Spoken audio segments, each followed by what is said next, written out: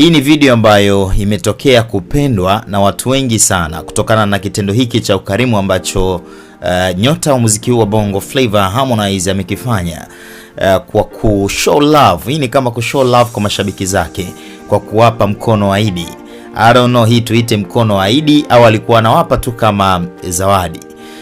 Alikuwa anawatembezea au mashabiki zake shilingi za Kitanzania 10,000 tu, na walikuwa wamejaa, wako wengi kweli kweli hapo katika huu ufukwe wa bahari. Huenda aliwakuta hapo au huenda alikuwa hapo wakamuona. As you know, watu wakimuona msanii na wao ni mashabiki zake lazima wamfuate.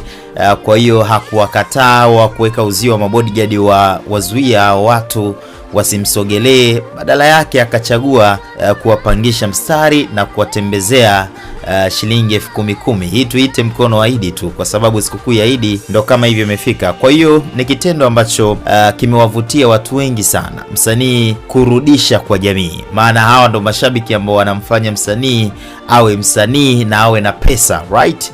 Kwa hiyo hii ni kurudisha kwa jamii. Hebu tazama hapa alafu nitarudi.